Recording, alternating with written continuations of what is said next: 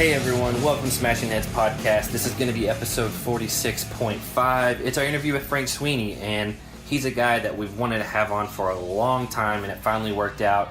If you're new here, my name is Zach. I'm usually joined by my wife Hannah and my best friend Jake. They're in the interview, but for some reason we always forget to record these intros and outros until I get into the editing process, and then I'm like, oh no, I've got to record an intro and outro. So that's what this is. We typically do recaps of the challenge the night that they premiere on MTV. We'll put up our recaps, and then we do these interviews as they come along. Frank was a guy, again, who we've wanted to interview for a while. We have a bunch of other interviews in the past, but he's one we've wanted since the beginning, and it finally worked out, and we were super glad to have him come on. He was real easy to talk with. Jake's usually a little self-conscious about these interviews, but he felt really good after this one. I think you guys are going to enjoy it a lot. If you are new here, we do have a Patreon, and our Patreon supporters get these interviews at least 24 hours in advance. On top of, we have a Patreon exclusive podcast that is challenge related. We just did a fantasy draft with Logan from the Rotten Bananas podcast, and that was a ton of fun. So, again, if you're interested in a little bit more content than what's the free stuff on iTunes, Spotify, and all that, it's patreon.com/smashingheadspodcast, or you can go to smashingheadspodcast.com. All of our links are there, iTunes, Spotify, YouTube, Patreon's there, all that type of stuff. And on the Patreon, you can see what each tier has, see if it's something you want to support. We have a ton of fun with our Patreon supporters. And without further ado, here's Frank. It's been a while trying to track this one down, but we finally got Frank Sweeney on the show. How are you doing, Frank? I'm good, guys. How you doing? We're pretty good. You know, I gotta say, Frank, I don't know that Zach has been more excited about an interview than this one right here. So, yeah, we started this podcast last July. Okay. And, like, you're one of the ones that I've always wanted to talk with, just because, like, we didn't watch the Real World season you were on, and so I think my first introduction to you was Rivals 2. Sure. Because I missed Battle of the Seasons initially. And when you came in there, I was just like, I really like what's happening here. Because you're coming after Johnny, and, you know, that's apparently why you guys were teamed up. But before we get to that, first of all, I just want to say congratulations. Yeah. Found out. Thank you, guys. You got engaged. I did. Yeah. Thank you. You're welcome. Yeah, I saw it today, like 2 hours before we were supposed to record, and I texted you because I was like, do we need to reschedule this? Like, you're obviously, that's much more important than talking with us. Yeah, no, it's all good. It happened the other day. It happened on my birthday, which is on Sunday. And, Happy birthday. Oh, thank you. 30. Hey, me too. Nice. Yeah, so but things are good. We're still in post-engagement or post-proposal bliss, but, you know, we can always carve out a little bit of time. Man, if we would have known, we would have had some blowhorns ready or something. Yeah, right? Like, yeah, there we go. Yeah, so speaking of, weren't you just gone with him to Asia for a few weeks? Yeah, we were in Hong Kong and Shanghai, just like sort of checking it out. I've been to China a bunch of times for work and other things. It's dope. Hong Kong is such a fun city. He actually just turned 32, so, you know, we've been just milking it and celebrating birthdays and just life, really. All right, so just speaking on the age thing, make me feel a little better about 30, Frank, because I'm going to be 29 in a couple of months. It's all fine. Right. And it's fine. 30 terrifies me. 30 for me is like, that's the mark I feel like I really start, like, aging. And it terrifies me. Do I have reason to be scared? You know, I think life kind of starts at 30 nowadays. Like, this is when, you know, this is when we really settle into it. This is when we can't be hotheads on reality TV anymore, and we got to, like, okay. find our way. We'll get into all that, but sure. Yeah, again, I'm 30. Like, mentally, I don't feel any different than I was when I was like 18. I mean, I think I hope I've grown, but just as far as, like, I don't feel older. You know, he's really been worried about it, and, like, I was like, who cares? I was like, 30s. It's just a number. It doesn't matter. Yeah, I'm stuck at like 16 going to like homecoming games. Yeah, exactly. Yeah, again, we've been wanting to do this for a few weeks now, and obviously you were out of the country, and so that took precedence because we weren't going to try to do anything while you were out there. But we got in touch with you because you just happened to tweet about something from this season that I guess you saw an episode or watched a little bit of it or something like that. Yeah, I've been tapping in and out. I try to every now and then just to support, some of the people that I still love from the show. And I try to just like keep up a little bit with what's going on whenever I have time. But, it's also like it's a whole different ballgame now. I don't know the majority of the people on the show. So it's sort of now I'm just watching as a fan because it's like a whole new cast of characters. Well, this season especially, like they brought in half new people because it's War of the Worlds or whatever, and so right. I mean it's new for everyone, and even some of the quote vets are like 1 or 2 seasons old. You're not alone in that. It's a lot of new faces we've had to get familiar with, and quickly too. I feel like it was because we have to recap it every week. Sure, yeah. But yeah, we wanted to get you on for a while, and by the way, I got in touch with Marie as soon as I told her that you said you were coming on, and she's she's like, Frank's my favorite person in the world, and so she sends her she's love. my girl. Yeah, I would love to. If we ever had a resurgence, I would love to do a show with her. She's so fun. Well, let's just get into that right away. Sure.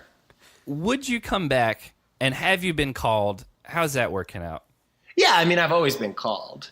I assumed so. It's not I think that there's like a strange sense of pride associated with that with some of the cast members maybe, but they cast a really wide net. I don't think we're special for getting calls. They've got to fill 30 spots a season, and and for the most part I've been pretty unavailable, but if the right time happened, yeah, sure. I think like I'm at a place in my life where I have a little bit more flexibility now. The last 4 years I was in grad school. Yeah. And so I have a little bit more flexibility right now. And sure, it'd be kind of fun to sort of shake off the old boots and see if I still got it. But at the same time, like we said, 30 is sort of where life begins. So I got a lot of real stuff on my plate right now. So it would be a weighted decision for sure. Well, and I think we've heard like from a lot of the vets that not knowing like what you're competing for is always a big issue because a lot of these people now have regular jobs. Like I think Landon said on Challenge Mania, like you don't know what you're competing for, and that's a big issue. And you don't know if you're going to be out in a tent for 6 weeks or if you're going to be, But now it seems like they've set the precedent that like there's $1 million on the table, like right, which without is the base, Right, which is a game changer for a person with student loans like myself. Yeah, but grad right, school.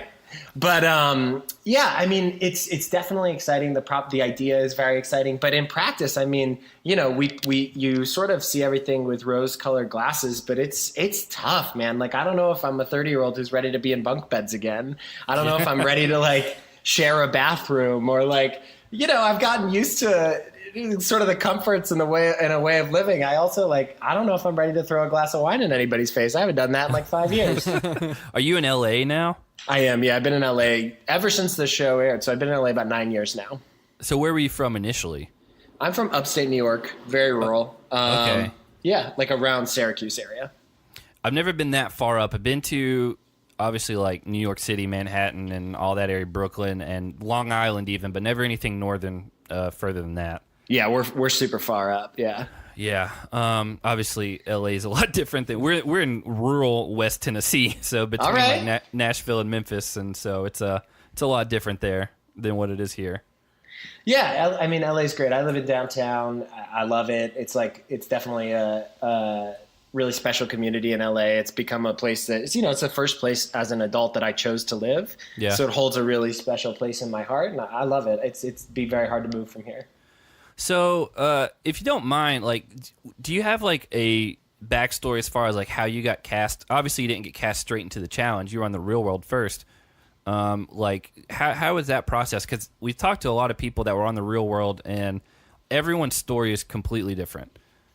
Yeah, I mean, it was just like it was a time and a place, and like it was very serendipitous. I just basically came upon an open casting and thought it would be hilarious, right? Did you know it was for the Real World, or was it? Yeah, yeah, I did. I was actually at the time taking a class. This was my senior year of college, taking a class called The Sociology of Freakishness, and we studied like the way that society, American society in particular, Western society, makes freaks of reality shows. That's the new freak show, right? This is the new circus. So it's taking people, amplifying parts of them, i.e. what you would do in a freak show, right? And you're like, and putting it on display. Great for me. Yeah. And I was like, wow, I'm a 21-year-old with a lot of anger issues. Let's do this. And yeah, I mean, it was kind of wild to stumble upon it, but I got onto the bench, and there's like maybe 5 or 6 people at a roundtable interview, and they were boring as and I was like, oh my God, I'm going to get on the show. I knew right away. I was like, wow, I didn't think of myself as someone who stood out like that. But in sitting at that round table and seeing who else was auditioning for the show, I was like, okay, I better cancel my post-graduation plans. Yeah, trust me, you were very entertaining TV. What is that like? Like, you know, you have an idea of yourself like not being on TV, but when you're actually able to go back and watch yourself on TV, like, what is that experience like?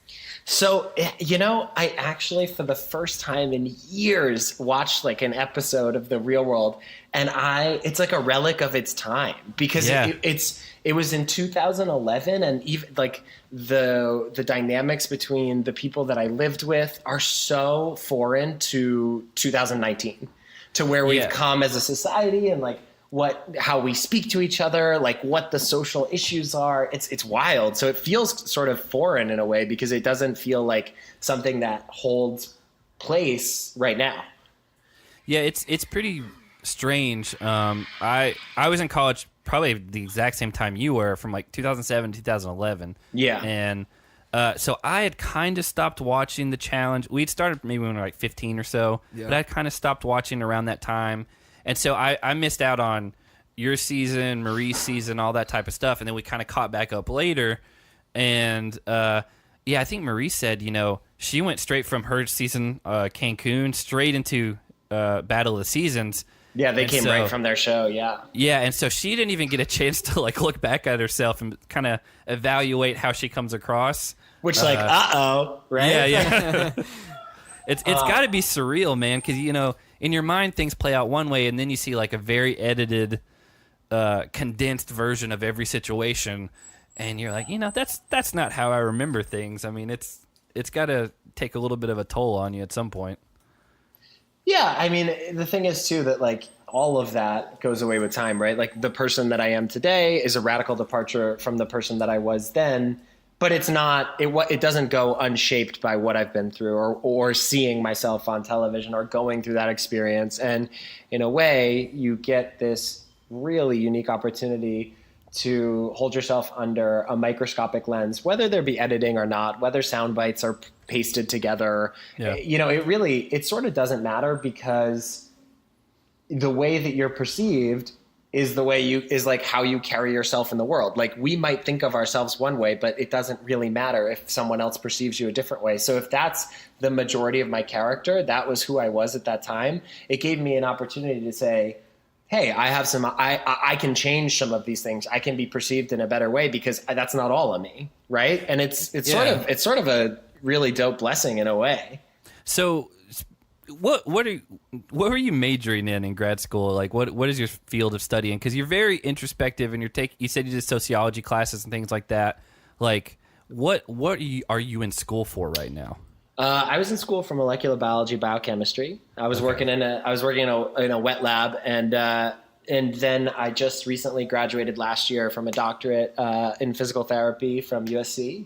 Oh wow! And so now I'm practicing as a neurological PT, neurological and oncological PT. I was working on my PhD as well, but I took a leave for a little bit to try to make a little bit of money, because Daddy's got bills to pay. Yeah, again, I can't even imagine the amount of debt that goes into that. But it sounds like you got a plan at least. You're not just like, oh, I'll just stay in school because I don't know what else to do. No, it's great. I mean, I'm practicing every day. I work at a trauma hospital in Los Angeles. It's fantastic. That's awesome.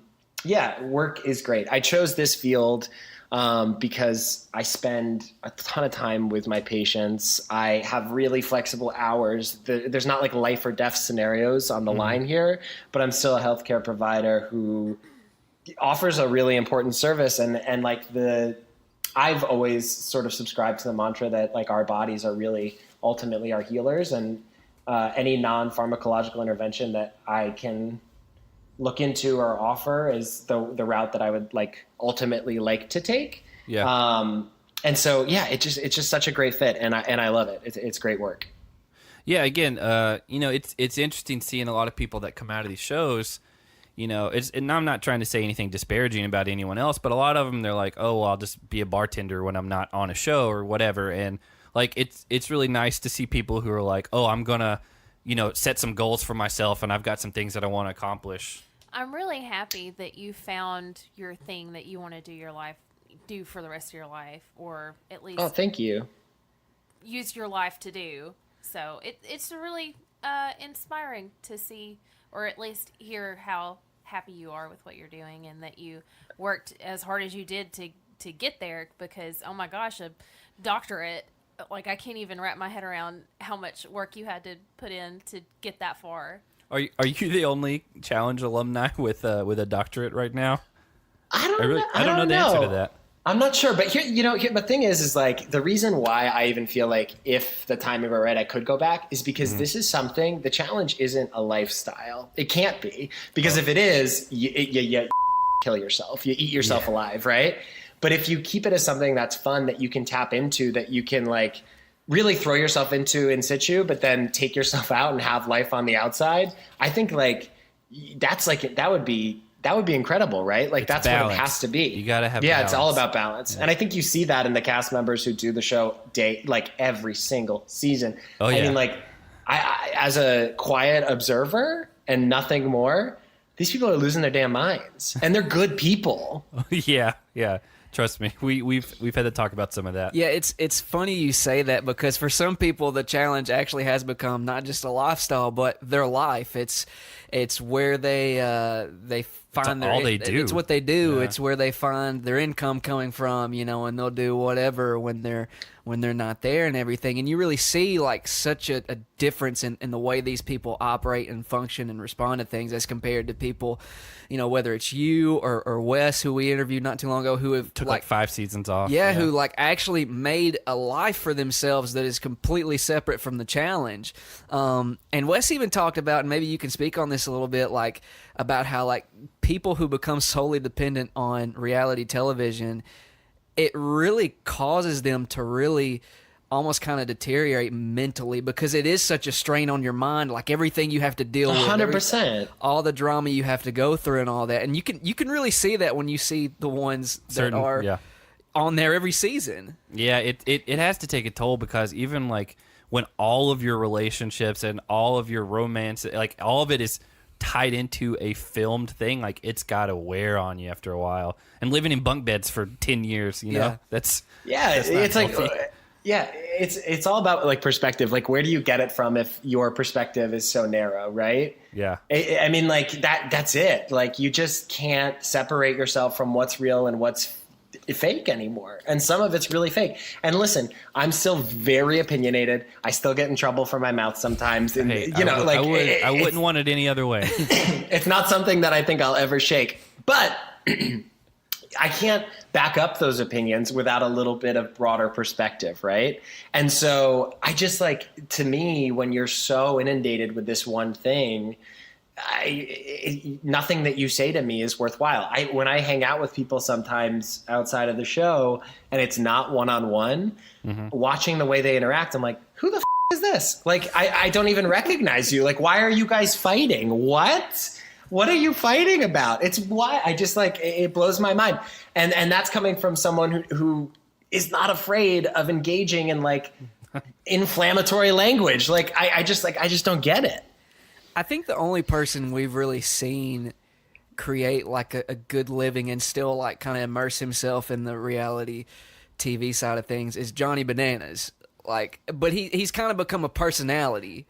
I mean, I think he's just aware of what he is at this point, and I mean, he's one that obviously doesn't take any seasons off. I do feel like he knows how to compartmentalize show stuff from real life. There's other ones who just do these in every year, in and out, over and over again, and it becomes like it's a blurred line of everything that you see is what's really. I don't know. I feel like Johnny knows who he is. Yeah, he's also been given a platform to do so, right? Yes, absolutely. Like he has the support behind him to carve out. You're his partner. Yeah. It's I don't know. I do think it goes back to what you said. Like there's got to be balance, and you got to learn how to pull yourself away from that. Otherwise, you'll lose your mind. Like I don't understand it.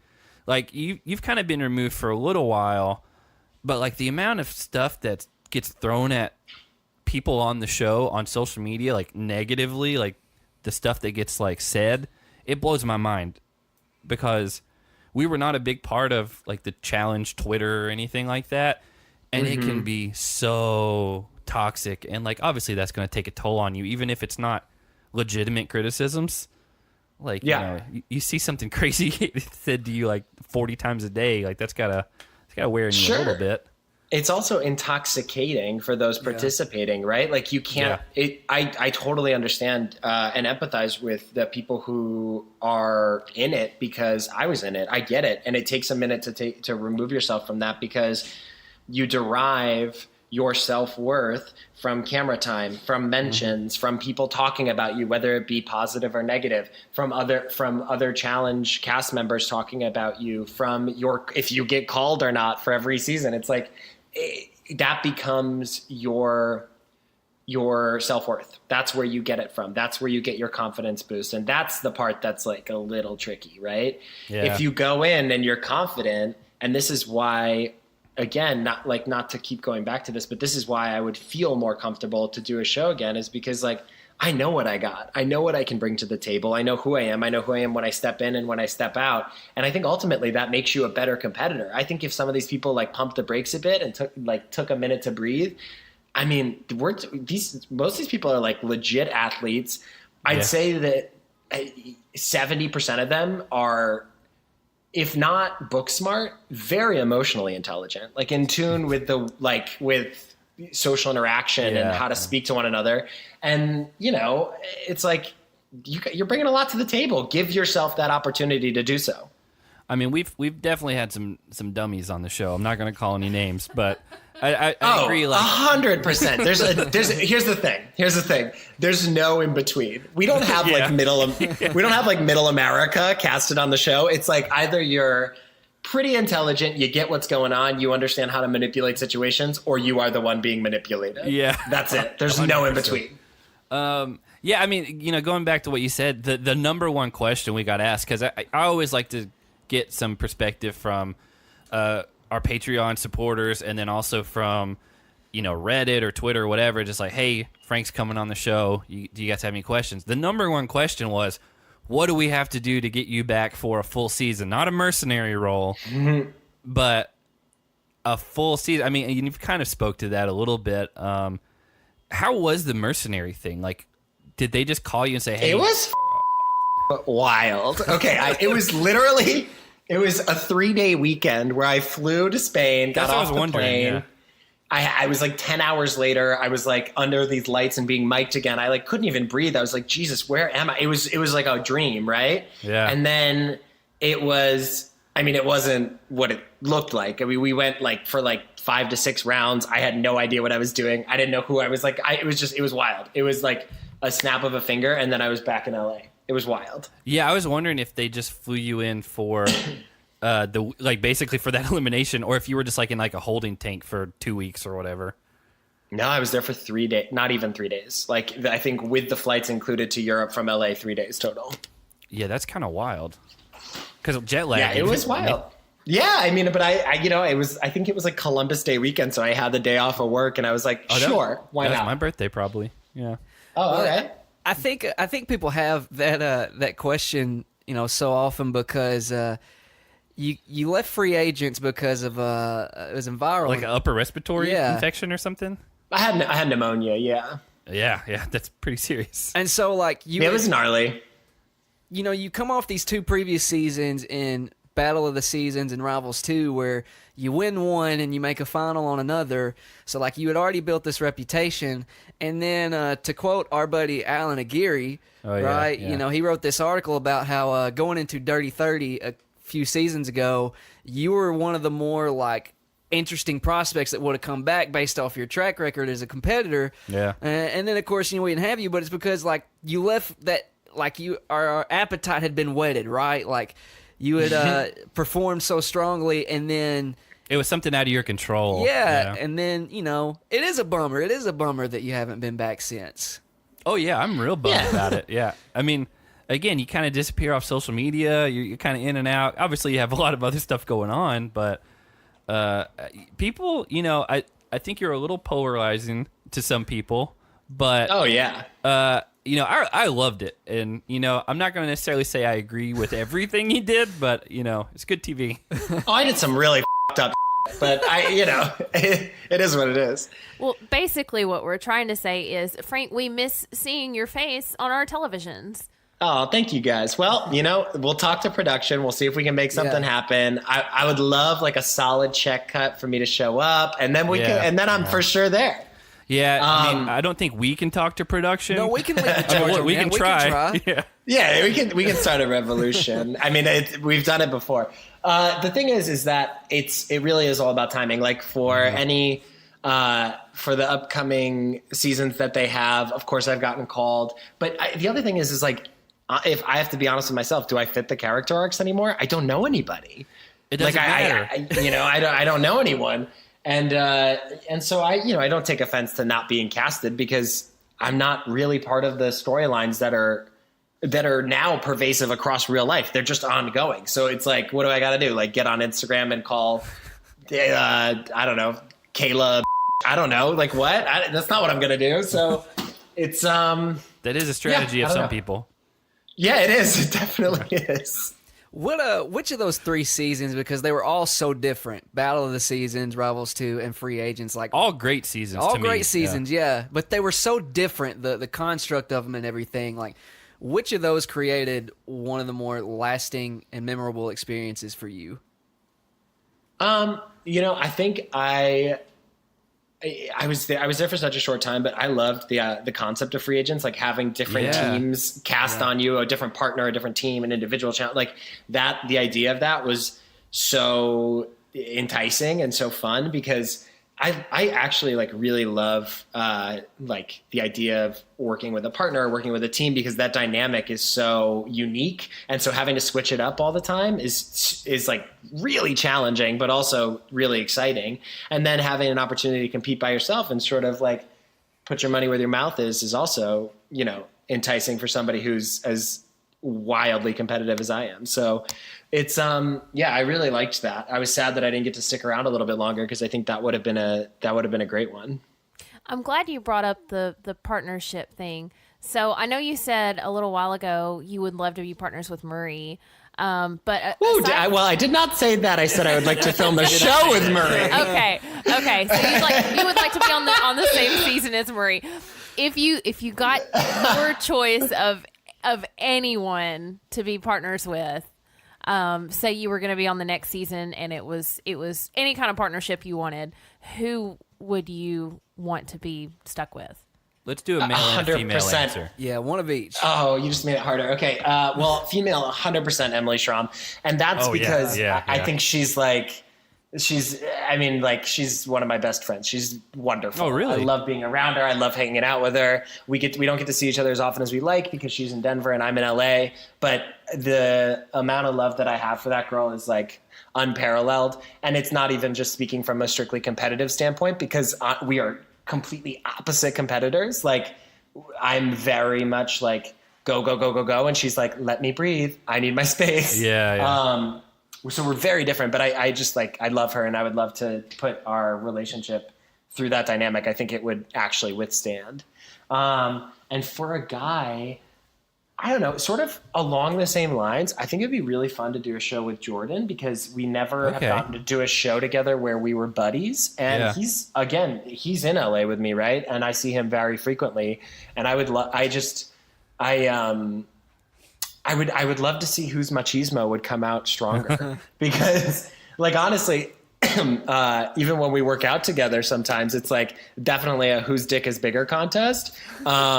And I wonder how that would translate onto the show, and if it would translate into us ultimately killing each other, or if it would be like, no, we're gonna win at any cost. Yeah, he had one of the like ballsiest moves that I remember, which is like flipping over all the like kill cards, and because he wanted Johnny. I mean, it didn't work out, but like I appreciated it. And obviously, Jordan's been like done very well since then. I think he won Dirty 30, didn't he? Yeah. Yeah, he's not afraid. Jordan's not afraid of anything. He's a really like, I wouldn't say he's like dumb brave. He's kind of courageous. Excuse me. He's down for anything. And I love that about him. The rumor, which they haven't started filming season 34 yet, was that Jordan is one of the ones that's considering being back on the show. Yeah, I can't speak. I don't know. Yeah, I know. Don't get in trouble for anything. But yeah, like he's been missing since 30. He says be 4 seasons at this point. And he took a really like nasty like skydiving fall in the finale of that season. He did. He really did. I remember him calling me. Oh, he called. I know, right? Yeah. Yeah, and it was really nasty. That shook him up quite a bit. Yeah, I also love Tori. They're so great together. They're just like so they seem happy to fit each other very well. They're couple. I mean, obviously we don't know them, but just like from seeing them. They're so great. They're such a pleasure to be around. They're like goofy and silly and love each other so much, and it's great. I love being around them. Do you keep up with anyone from your Real World season still? I mean, I'll be at Priscilla's wedding next weekend. Okay. Yeah. I mean, I think, this is why I think that our show is such a relic of its time, because if you watch the show, man, am I the worst person you've ever met? Like, you would think that no one in that cast would talk to me, but I think that I'm maybe the only person who everyone speaks to still. Really? I think I might be the only person that if people got married, I'd be the only one invited to everybody's wedding. Well, here's my take on it, because obviously we didn't watch that Real World season, which we really need to. We might try to do that in the off season, because a lot of good competitors and like memorable people came out of it. But even Battle of the Seasons, like the thing that I always liked about you was, you are extremely passionate in both directions, and Sure. Because of that, like you have some great moments where you like get into it and you're not backing down from people, but then like when you like cross to the other side, like you can be very emotional and like I don't want to say like not emotional in a bad way, but like you'll cry and you'll have like oh like, yeah, no, I don't take any offense to that. I think that it's really important to be, I don't think being overly sensitive is the route that I'd want to take. But I think passionate, it's really important to be in touch with how you feel and let yourself feel things. You're passionate in every direction, and I appreciate that. Oh, thank you. Yeah, that has not changed. Well, one of your more iconic moments, right, was on one of the bunk beds, and you got these pillows, and you're screaming, "I'm not going to be made to look like a crazy person," while you're punching pillows. It's one of the great challenge moments ever. Yeah, at least it was a pillow, right? Yeah, that's true. Yours in Zach's dynamic on that season was super fun to watch. Like from episode 1, like it was really fun because he was like almost like your protector, right? Like I think you had gotten drunk night 1, and he's like making sure you don't get into any trouble or anything. Like, do you guys still keep in touch? We do. Again, not as frequently as I'd like, but we definitely do keep in touch. I mean, we were just talking yesterday, but I think Zach and I have such an intimate relationship. I say that because it's so unique and special, and you both wear pink Speedos together. We both wear, but we're really close. But at the same time, in an environment where it's like competitive, I think we're both just really competitive, and so sometimes that doesn't bode well, and it breeds a lot of insecurities out of the two of us because it's like, who's better at this? Yeah, that season was. I mean, again, we brought it up before we started talking. I was like, is anything off limits? I mean, I think the number one thing, if people had a distaste for you, it would be in that season, because obviously you and Zach both like had some very harsh things to say for your teammates at certain points, and like, right. I get some of it from a competitive side, and obviously I don't think you would agree with some things you did. You've said as much just looking back on it. But, I mean, what do you have anything to like speak to that? I mean, obviously it was a long time ago. It was, 7 years ago at this point. Yeah, and I mean the only thing that I can say, and I think it really sort of remained unchanged, is that we knew what we were getting into. We could tell from the pattern of who was going on the show, what it was going to be. We knew what we were getting into. We talked to each other beforehand, and we were close. All of the four of us, well, not so much Ashley going into it, but as soon as we got there, we sort of rekindled that bond. But we were close enough to have spoken with each other and been like, let's take this seriously. Let's do really well. We can all use the money. We would all really like enjoy doing this together, right? And there was sort of like a family dynamic behind the whole thing. And when we showed up, we were just so radically disappointed because it felt like Sam, one of our partners, just didn't pull her weight in the off season, if you will.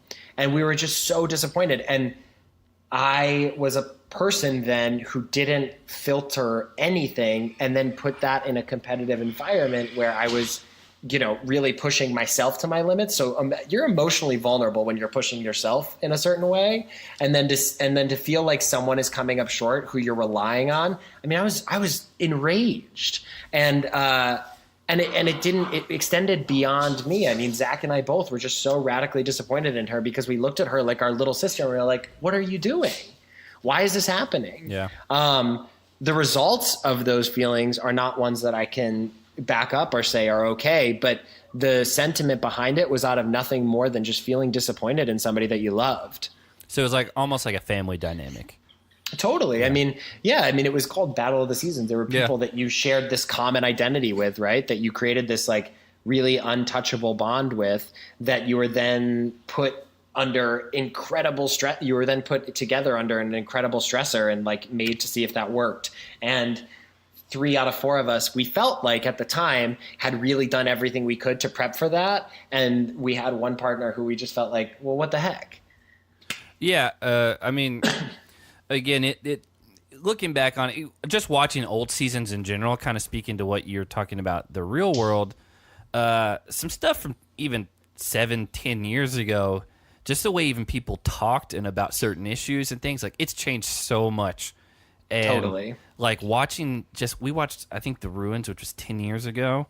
Yeah. For like a rewatch for our podcast in the off season. And like A lot of that stuff is super uncomfortable to go back and watch. Yeah.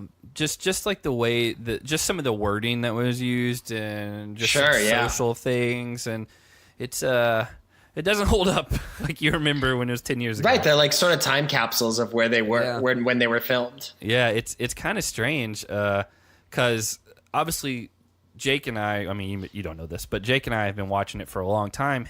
Hannah, my wife, only started watching it with Bloodline, so what, like 4 years ago, something like that? And so she's watching these fresh, and like we're like thinking like this nostalgia style, like, oh, like these are so great, and then you watch them and you're like, oh no. And it's pretty wild to rewatch. Have you watched any of your challenge stuff back, like the ones that you were on? No. Even like the initial broadcasts. The initial. Okay. I watched everything when it first came out. I just haven't revisited it. I mean, it might be kind of weird if you just watched it a lot. That you might be. It's also burned in my memory. I don't really need to. Yeah, you did live it. It's there for sure. It's not going anywhere. It would probably be a different animal for you now. Remind me, Zach, was Twitter a thing back at that point? It was a thing. I think you got cast for Rivals 2. You can correct me if I'm wrong, because you were saying some things about Johnny Bananas. Oh yeah. It was definitely, Twitter was a thing. It was, what wasn't a thing was like Instagram. Yeah. Like Twitter was definitely a thing back 8 years ago, 7 years ago, however long ago it was. Yeah, we started watching through Rivals 2, and we haven't finished it. I need to go back and watch that one again. But it's crazy now, like, something happens on these shows now, and people are ready. People are trying to get people fired from their normal jobs outside of the show over the, like, most mundane, like, arguments and stuff. And it's like, come on. Like, we're fans of the show, but we're also like, hey, we can be rational and not try to, like, take someone's livelihood away. Yeah, I think that's where that's like what I was talking about being like so inundated with what's going on, because I don't think that when people do things like that, At the end of the day, there's very few people on there that I think are malicious. I think that it's just like you can't dissociate from what's real life and what's not. So the ramifications of something like that in someone's personal off-camera life are huge, but it wouldn't carry the same weight. In fact, it would probably be rewarded because bad behavior is rewarded, right? That's airtime. Yeah. It would probably be rewarded on camera. And so you can't dissociate from that in your mind. And so you feel like it's okay, but it's not. Yeah, it's some of the more problematic people on the show do tend to sometimes get more airtime than others, and though I think the worst case for someone on a reality show is to be the person that just kind of blends into the background because you're too middle of the road, because then you don't get called back. And I mean, you either need to be kind of the fan favorite or the villain. But also there's so many ways to do that aren't so here's the thing. I've started watching Survivor, which I never watched before. And I think I've mentioned this like on Twitter or something, because like, holla at me, CBS, if you need me. Would you do Survivor? 100%. There's no shot I would win. Absolutely not. They'd vote me off right away, because they vote off anyone who has any opinion about anything. If I was like, the rice is overcooked, you're gone. But I think, opinions, and then they always vote off people who are athletic. But what I've learned from Survivor, and watching it, and from friends of mine who have been on it, is that there's so many ways to manipulate your competitors that aren't just straight up screaming in their face. And I think that like when you talk about people like Johnny and Wes, who you've mentioned their successes, right? It's because they've honed in on that and they're good at it. Yeah. And it's like a practice skill. And honestly, I use it every day in real life now as someone who's like, I'm not giving people drugs to feel better, right? I'm like, no, you have to buy into what I'm saying. And although you just got your limb amputated or you had a stroke, you have to get out of bed and work with me. So I have to manipulate the situation and make someone do something for me, right? Yeah. And it's the same thing here. People are in a vulnerable position and you need to manipulate them to work for you, not against you. And there's a lot of ways to do that aren't screaming in somebody's face, although that can be quite fun sometimes. Oh yeah. I mean, you definitely got some memorable moments where you're doing that. Yeah. Someone did ask if you ever made amends with Dustin from back then.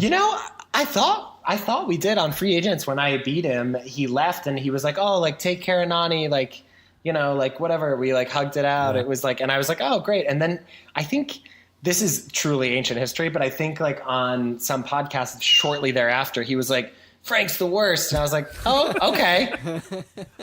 Yeah. Right. I mean, he's another one that from what we can tell is just not very active, like social media wise anymore. And yeah, I don't know. He's like, he's somewhere on the bayou, like twirling to Fleetwood Mac. Who knows? I mean, that's not a bad life. No, I don't. I'm not hating it. I put on a shawl every now and then. Oh, do you? Yeah.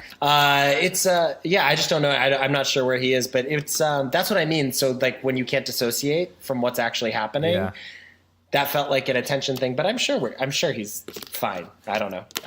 Yeah, it's again that fight in particular was probably one of the bigger ones. We did have one of our Patreon supporters ask if obviously like Alton was on that season and had like a pretty big meltdown. He is crazy. Okay. Y'all.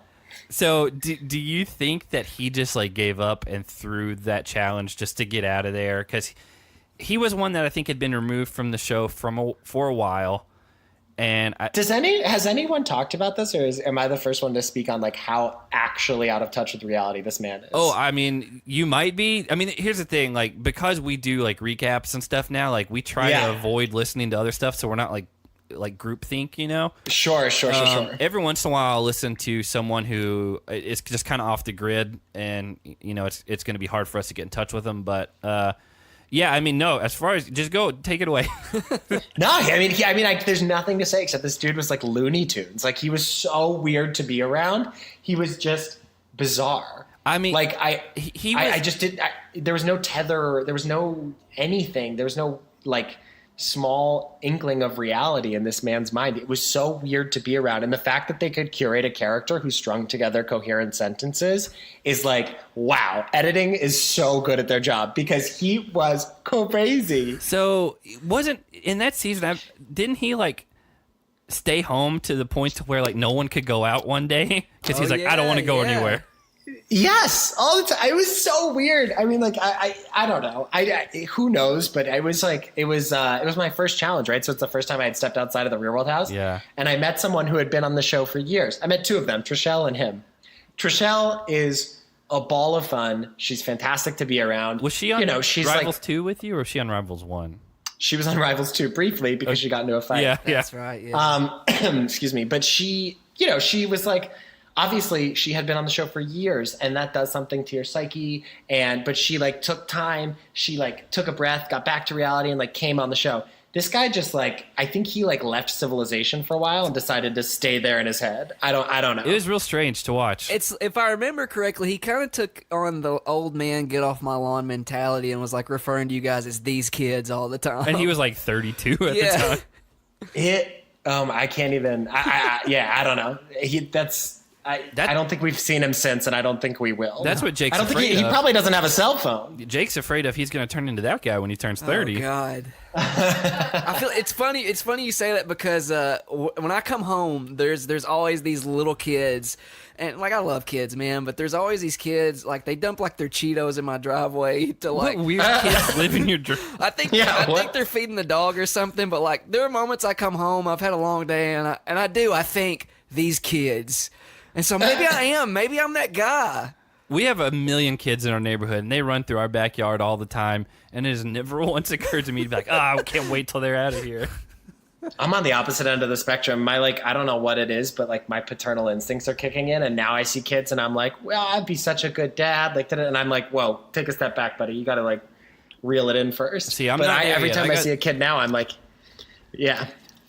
I got dogs, but I'm not ready for kids. Oh yeah, I got dogs too. They're the best. Well, and I have these moments too where like I was getting a pizza the other night, and there was this cute little girl she was kind of in my way, and I just said, "Excuse me, sweetheart," and she turned around and looked up at me and just like cocked her head sideways and like smiled, and I'm like, okay, I'm ready to be a dad now. Like it just moved my heart. So I don't know where I'm at, Frank. I don't know. You hate kids, You know what but it you is? want to steal one from a pizzeria. Yeah. Yeah, we maybe keep that down because we don't need an Amber Alert coming from. Yeah, I mean, it's I don't even remember what we were talking about before we got on that. I think we were talking about Alton and how old he seemed. Because he couldn't have been that old on that season. I know he was on the Real World forever ago, but I mean, again, most people do those when they're like 19 or so. Do you still need to get out of here real quick? It's I got like 5 more minutes. I'm good. Yeah, it's totally cool. We don't want to keep you any longer than you need to be. This hour No, has it's all gone by good. really, really quickly. Yeah, again, like And you know what they say about when time moves fast is because you're having a good time. So I'm having a good time. Yeah. well, we would hope so. I mean, one thing I think I have to address before we let you out of here is obviously I'm a straight man who's married. My wife's right beside me. Yeah. I've said many times. I think Frank would be my man crush on the challenge. Uh-oh, Hannah, move over. yeah. If it's for you, I'd let it slide. All right. I don't know if my new fiance would allow for you don't that. have but to. You don't we'll have to tell. Listen, God Yeah. forbid things fall through, but in the event they did, I think Zach and Frank romance may be in the future because Hey, we've seen it before. I get the whole Zach oh thing, yeah, right? yeah. So you just it's totally fitting. You know how weird it would be if you just based all of your like romantic preferences on first names? Because I'm really into like one syllable because my fiance's like Dan. Yeah. Oh, Dan, is it Dan? Yeah, it is. Yeah. is he listening to all this? I think he's sitting downstairs being like, "Wow, this is why you should never do the show again." Yeah, no. Again, like we definitely appreciate you coming on with us. Again, you're kind of one of the mysterious ones that's kind of disappeared, but obviously you've been very busy for the last few years. Happened, yeah. I mean, I guess the last thing we got to get to is before we get out of here. I know you've spoken to it a little bit. What do we have to do to get you on a new season? I think that if the timing is right, if I can sort of square away everything that's going on in real life, I'd show up in a heartbeat. Well, I think I'm in a place right now where I'd have a hell of a lot of fun with it.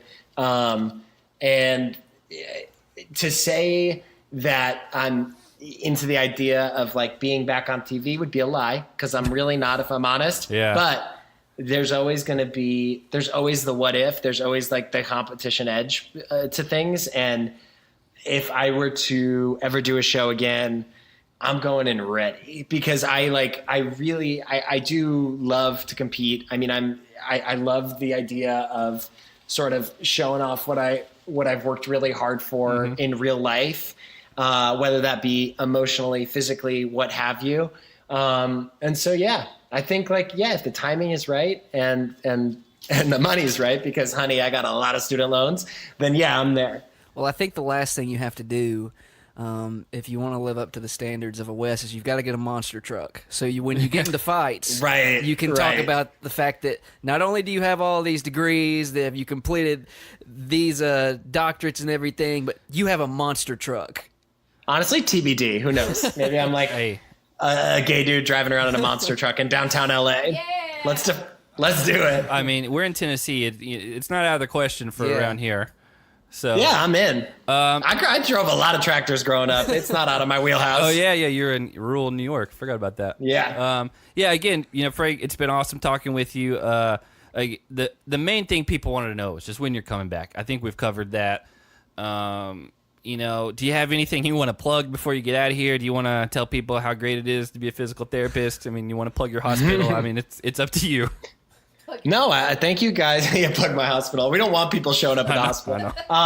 No, I thank you guys for reaching out. It's been a blast. And yeah, I mean, it's definitely a part of my life that I very rarely revisit. So it's fun to do so every now and then. I appreciate your guys' candidness, and yeah, have fun with the rest of the season and watching it. Yeah, we definitely will. We just, I think we want to make sure before we head out that we let you know how proud we are of you and all the work you put in, but also thank that you we're so really much. happy for you, and congrats on your engagement. That's such a big deal. Ah! Oh, thank you. Thank you very much. I really appreciate it. See you, Frank. Thanks, Frank. We'll see you later. Thank you. So that was our interview with Frank. Again, we're super grateful that he came on. Hopefully we might see him in the future on some future challenge-related things, and not just as a mercenary, but we got to take him at his word for what he said, and, he just seems to be in a good place. We hope you all enjoyed it. We had a ton of fun doing it. And so, again, like I said at the top of the show, all of our links are at smashingheadspodcast.com, or if you want to go directly to our Patreon, it's patreon.com/smashingheadspodcast.